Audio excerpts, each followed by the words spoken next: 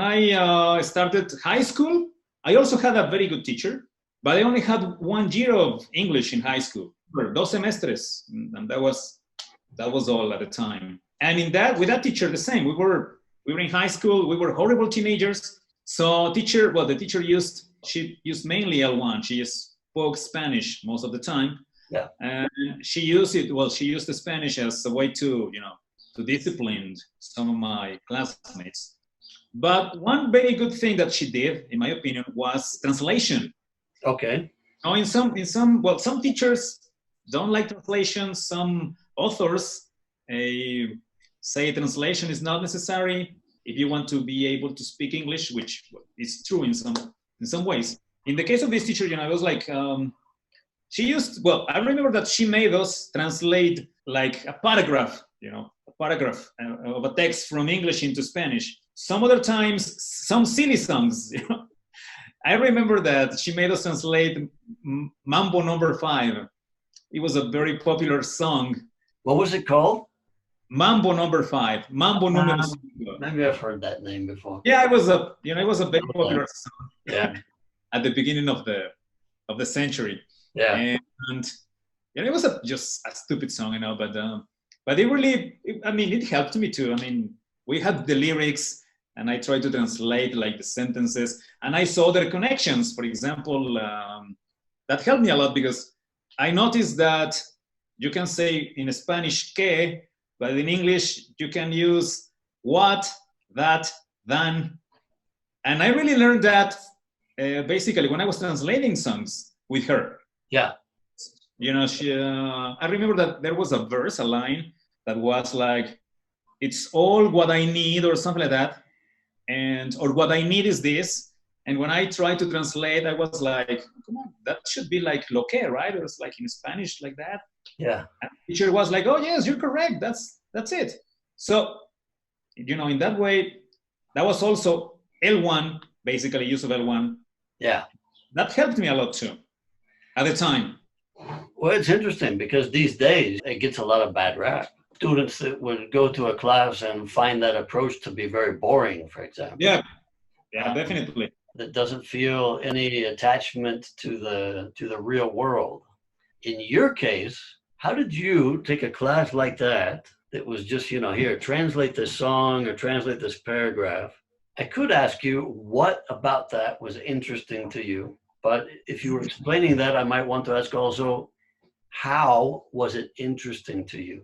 Well, first of all, I think, when I say that she made us translate, it was just like one part of the activities.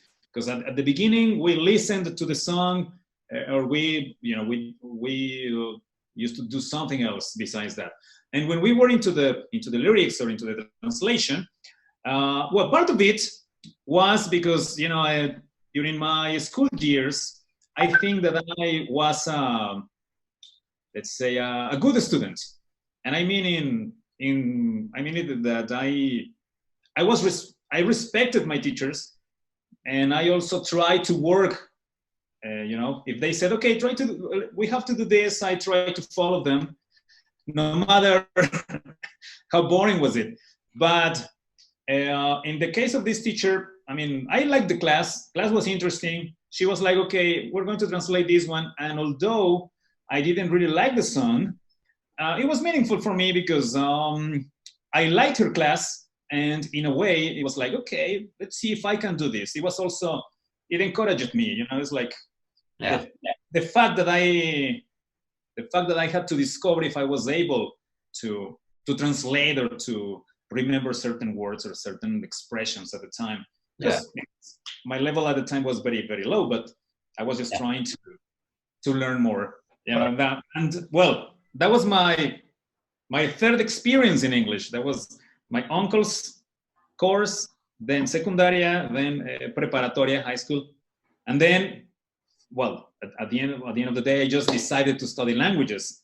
And when I started languages, my classes, even from the beginning in English, meta uno, my classes were taught in English. So that was something new for me, totally new for me. Okay. I remember the very first day of classes in the year 2003. And I remember that the teacher just, she entered, she said, good morning, everybody. and she just started teaching in English and speaking English. Yeah. And I was like, oh, Jesus. Well, after that, she explained in Spanish. She said, okay, toda la clase se va a tomar en inglés and this and that. And the first semester that you have in this school, this is your only English class. You will have also Spanish, you will have some other classes. But when you start the second semester, you will have your classes in English only. And at the time I was like, I was like shocked. Yeah. I was, oh, Jesus. So everything will be in English, but I'm here to learn English. How is it possible? Yeah. But I think I managed to get through that.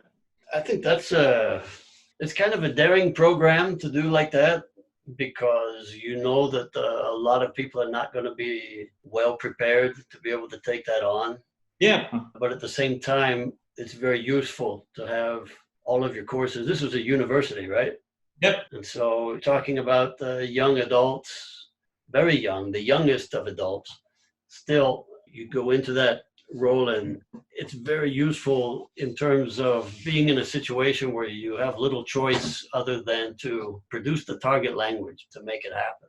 I've talked to a lot of students and learners, and they fill out like a job application, for example, and they'll ask me, what should I put as my percentage of English? How much do I know? I said, well, what do you think it is?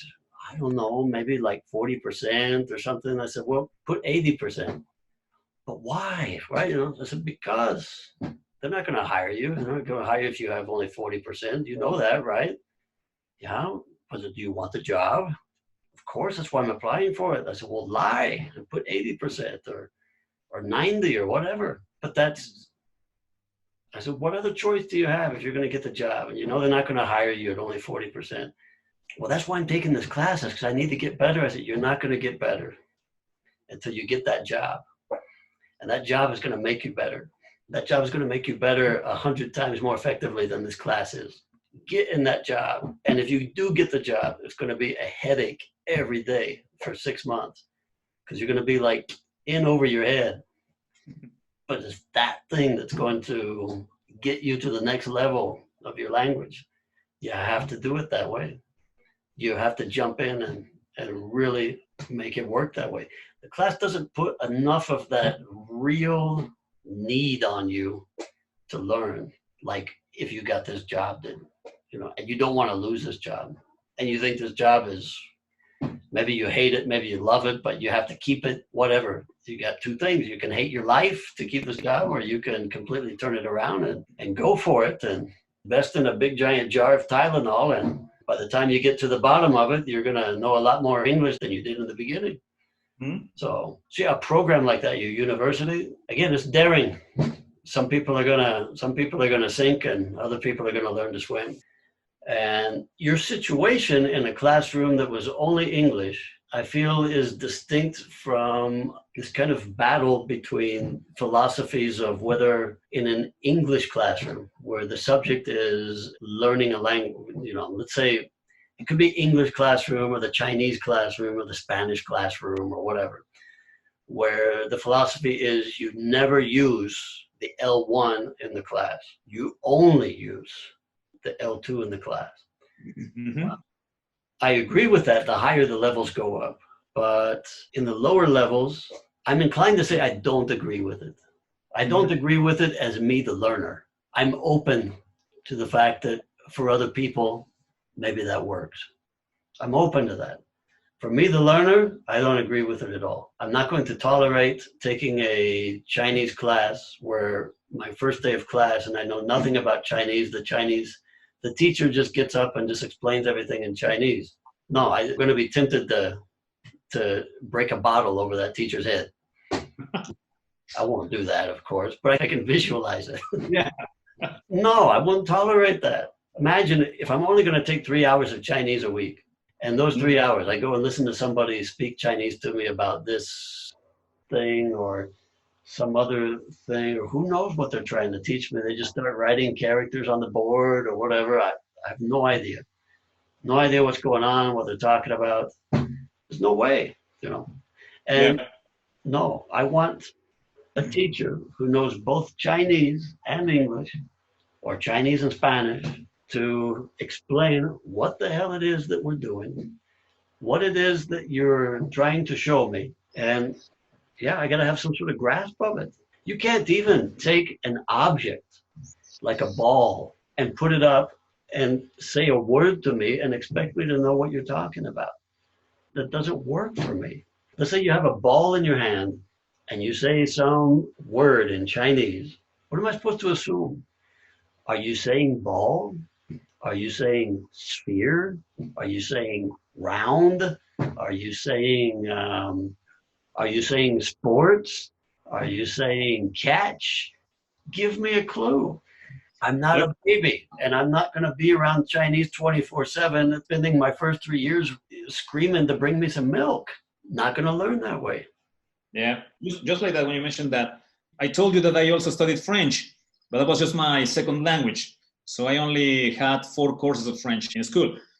And I remember that when I had the first course in French, well, obviously I didn't have any clue about French at the time. I only knew merci or s'il vous plaît, and that was pretty much it.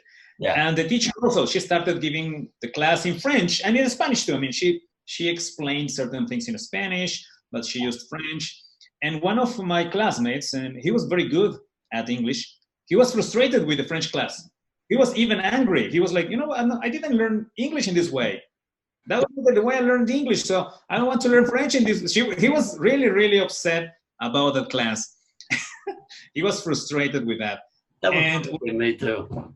And now that I think about that, I'm also thinking about, for example, I was telling you I had these classes in English, and one of the most interesting subjects that I had was, it was history of English, and it was very interesting. I like history too, so it was really interesting to check the way English developed through the centuries, and that helped me a lot too, because I had to read in English. I had the class in English, and it was, we had this information that I really wanted to acquire, and it was in English. So I was fully motivated in certain ways. But also, on the other hand, I could also see the frustration on some of my classmates. Some of them were like, come on, they don't like history, or they didn't like history at the time. They were bored with the information. They couldn't understand the teacher pretty well, so they were not motivated at all. The one thing that when you're in a situation like that in your university, for example, and you go to a class and it's all English, and some people are like, what did he say? Or I don't know what he said, or whether you completely shut it all out or whether you get really invested in trying to hear it has a lot to do with the subject matter itself. If you're very interested in the subject matter that's being discussed, you're going to try and you're going to put a lot more effort into understanding everything that the person is saying. Now, that doesn't mean that you're going to have a lot more success in understanding what the other person is saying. It just means you're going to put a lot more effort into it, and you're going to feel a lot more bothered by the fact that you don't understand exactly what he said. And being bothered in that way sometimes is a good motivator. You go home or you go talk to that person afterward and say, look, I know you were talking about this, but you said something, I just couldn't quite catch what it was that you meant. When people are kind of invested in the subject matter that's being discussed, regardless of the language, they kind of want to know whether the person that's speaking agrees with them or not. Or better, do I agree with the person who's speaking? I think I do, but I'm not exactly sure what he said. He said this, and I see these people laughing, and that makes me not so sure if I agree with him or not. Why? What do I know about these people? I don't know, but different ideas, they go through your mind and whatnot. And so that's another thing too. If you're in a class and they're able to make the class very interesting with the topics they talk about and the subject matter they talk about, that's very helpful for pulling you through those deep waters of a language you're not familiar with.